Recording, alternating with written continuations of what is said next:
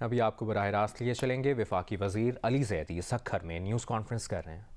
Management बना के अच्छा, अगर ये किया भी था तो उसका माशाल्लाह जो उन्होंने काम उसमें किया है कि क्योंकि मैं मेरी टाइम अफेयर्स है तो मैं देखता हूँ समंदर में कराची का शहर जैसा शहर तकरीबन 14 टन रोज़ का कचरा कराची में इकट्ठा होता है। 14-15 टन उसमें से 400-500 टन हर रोज़ समंदर में फेंकते हैं।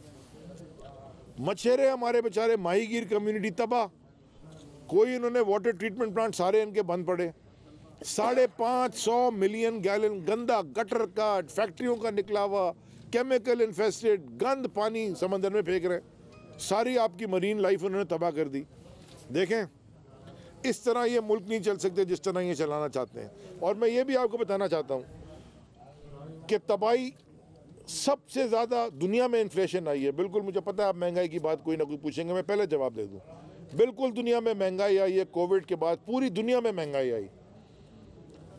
बोलते जी अमेरिका में महंगाई की बात ना करें, मैं कह रहा हूँ बांग्लादेश में महंगाई आई, मैं कह रहा हूँ हिंदुस्तान में महंगाई आई, मैं कह रहा हूँ ईरान में महंगाई आई। सारी दुनिया में महंगाई, इन्फ्लेशन आसमान पर चढ़ गई। कोविड के बाद क्योंकि वो सिनेरियो ऐसे डेवलप हुआ कि लॉजिस्टिक्स में बड़े इश्यूज आए। लेकिन जो चीज़ हम खुद उगाते हैं कम से कम उसमें तो ये कंट्रोल करते।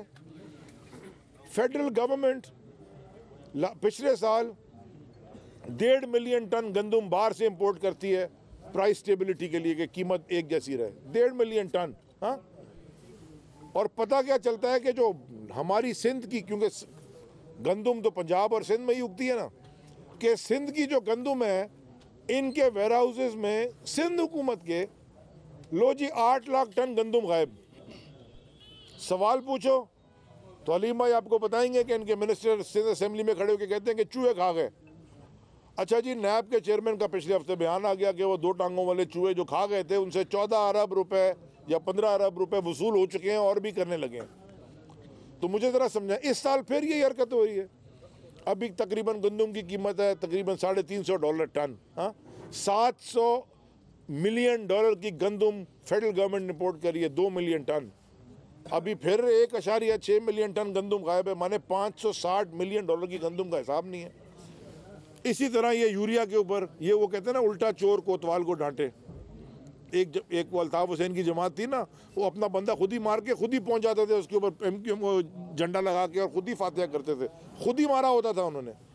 वो यही काम ये कर रहा है।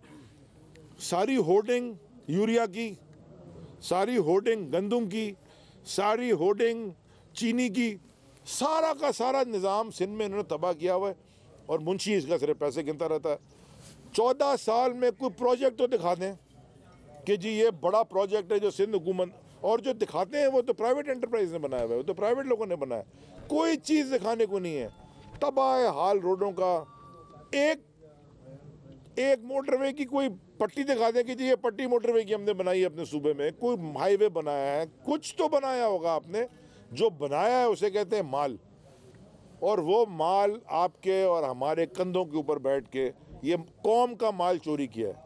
तो कौम का जो मुल्क का कौम का जो माल चोरी करता है और जो करते आया है वो कौम और मुल्क का दुश्मन है। इसलिए मैं कहता हूँ कि आसिफ जरदारी गॉडफादर है माफिया का।